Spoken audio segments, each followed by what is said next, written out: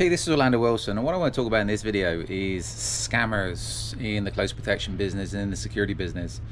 And these are security companies, private investigation companies, etc., that scam their clients, generally by playing on the client's fears.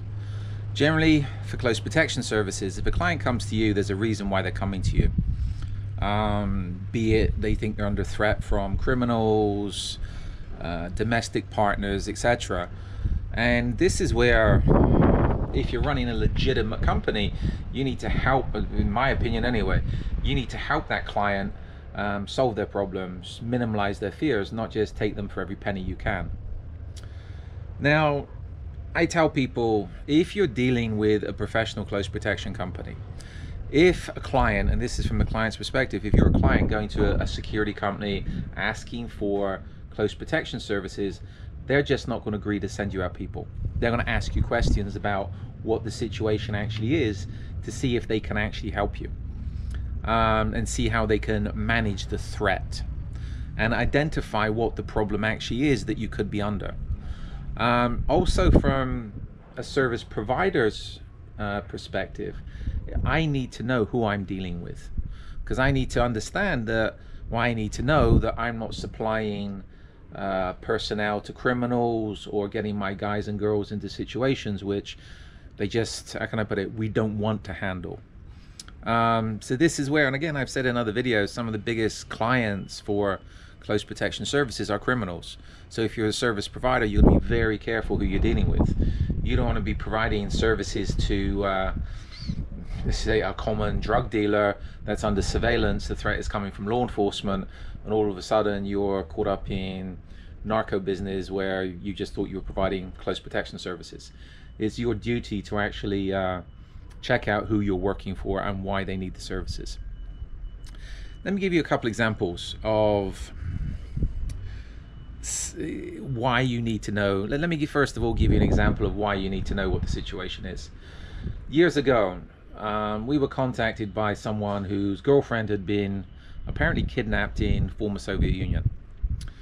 And he had already gone to, he went to one large US risk management company, so we say. And they had already talked about extraction plans, rescue plans, this, that, and everything else. They sent somebody to see him at his office, and this was in South Florida. This was a DC company. So they were all excited, and they're telling him what they could do and how they're going to help him and all this stuff. You know what? He came to us and we said, we had people in that country at the time, very good people. So we said, okay, let us know a little bit of information. Give us her name, her information, etc., etc., and we'll look into it. And we'll tell you if we can help you. Of course, he paid. And this gentleman, against our advice, flew to the country where this had happened. And again, we provided him with bodyguards and all the other stuff. You know what? The first thing you do with any type of kidnapping situation is you confirm what the problem was. The lady had not been kidnapped. The lady was pulling a scam on this guy. And he was madly in love with her. He was going to marry her, etc. Fly her to the Caribbean and propose to her. When she didn't turn up in the US, she all of a sudden had been kidnapped. We had her on a plane going to Germany, where she worked for a magazine. The lady also had a criminal history for prostitution, etc., etc. She'd also run girls, run a prostitution ring. So this lady was a little bit wise. And this gentleman wasn't too happy when he was told, you know what, your girlfriend's not been kidnapped, she's in Germany. Your fiance is not been kidnapped, she's in Germany, and she has a history of prostitution. And from our perspective, she was going to scam you for a lot of money. That type of thing happens. But again, this is where the DC company was already talking about billing and rescue operations before they even, and again, I don't know how the hell they're going to put a rescue operation off. They were talking about this before they even worked out what the situation is. To me, even though that's a very large, credible company, they're scammers. They were trying to scam this guy. Why? Because they didn't identify what the problem was to start with. Another story from Eastern Europe. And this is where a lot of security companies, they tend to operate the same ways as lawyers operate. A lawyer, and I don't know, I mean, lawyers are a necessary evil in some cases. A lawyer, you'll go to a lawyer will have a client walk through the door, there's got a problem. and the lawyer will tell this guy, girl, yes, they've got one hell of a problem. And you know what? That lawyer is the only lawyer that can help them solve the problem. They will solve the problem. They'll help them. They'll do everything for them, etc. And you know what? That client's got a big problem. Why? Because the lawyers are playing off people's fears. They're scaring people and they're trying to hook them. You know what? I've seen it multiple times. And then when the client gives the lawyer the retainer, the lawyers are very wary about doing anything. They do minimum. Absolute minimum. And I've seen it in how many cases where the lawyers are working in their interests and doing their best to prolong the job rather than solve the client's interests. So again, a lot of security companies work like that when people turn up with problems. Another example from Eastern Europe back in the day. I know of a gentleman, and the story goes he was under a mafia threat in Moscow back in the crazy days. And he went to a security company that was recommended, etc. And the security company's like, yeah, you got a big mafia threat. They're after you. They're going to kill you. They're going to do this. They're going to do that. And they supplied him with bodyguards and an armored car and everything he needed. Put him into hiding, 5-star hotel, give him everything he needed until they could extract him to the airport to get him out of the country. And they got him through customs and all the rest of it.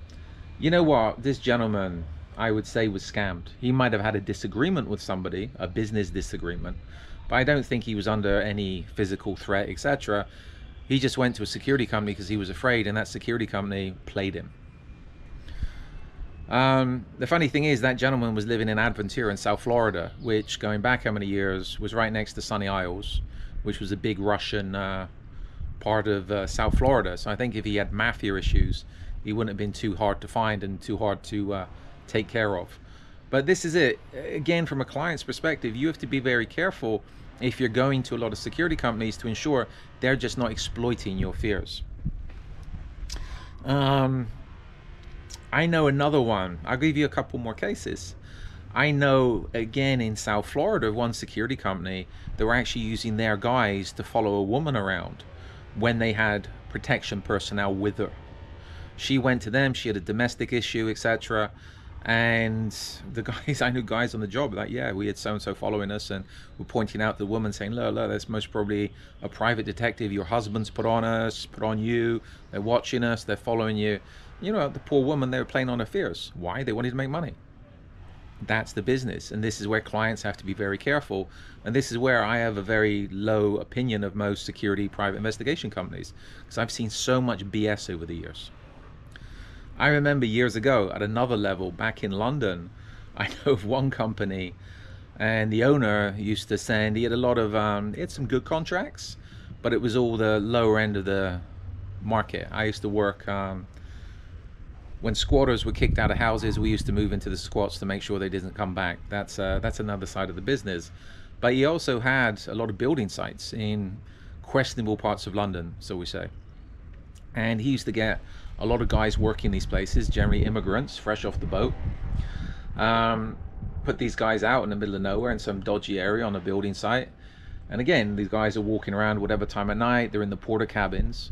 And he used to go around, or he used to get people to go around and throw rocks at them. Or he used to carry a catapult and fire rocks at the porter cabin and all the rest of it. That way, when the site managers turned up in the morning and they go to talk to the security guard's terrified because they've had people throwing bricks at them all night. Well, part of the night. So again, that kept in the site manager's mind, they needed security because they didn't want their stuff being stolen, vandalized, etc. And this is the old thing where a lot of security companies will cause a problem so they can pretend to solve the problem. That's the security business. So this is where you have to be very, from a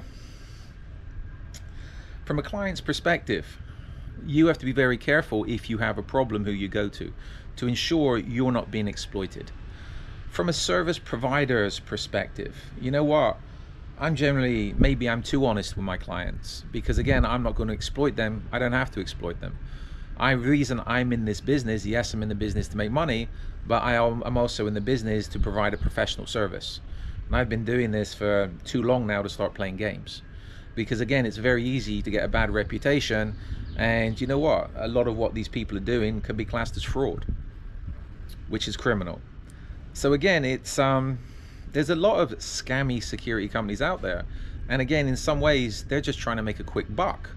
And a lot of them, how can I put it? They don't know what they're doing. They're not ethical, but that's the security business. And as I said, that's why I've got a very low opinion of the security, private investigation industry and other people in it. There's some very, very good people, but they're a minority, not the majority.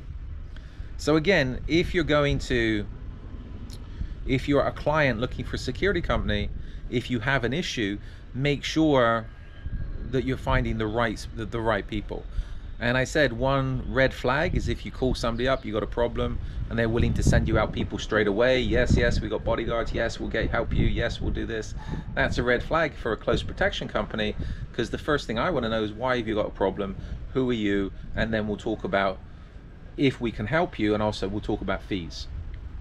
From the service provider's perspective, you need to know who you're working for, because you don't want to end up working for criminals. And I know one case, I maybe talked about it in another video, where I know some guys that was looking after one client that was under surveillance or under investigation, under indictment in the US, and they were being watched and followed, and the only people they could work out could have been watching and following this guy was federal agents. So the people I know said, thank you very much, we're not on the job anymore, because the person that got them on the job, that was running the job, didn't tell them, which is a red flag to start with. If they told them, you know what, if somebody come to me and said, look, I got a problem, I'm under investigation by the FBI or a federal agency, I need security because I'm also got issues with bad guys, you know what, would I take the job? Well, I'd be talking to law enforcement first, and I'd be asking a lot of questions and seeing if we could do this without there being any issues. But this is where a lot of unscrupulous companies will just say yes, we'll take the money, and can put their people in a very, very bad position. Anyway, that's for another video. In the meantime, follow me along on social media. I'm up on LinkedIn, we're up on X, we're up on the main social media platforms. I prefer LinkedIn. And I also have an array of books up on Amazon that talk about various aspects of the close protection business, investigations business, crime fiction, etc. And if you've got any relevant questions, feel free to reach out to me. But again, as I said, from a service provider's perspective, you need to know who you're working for, and from a client's perspective, you need to make sure you're getting quality services and you're not being scammed.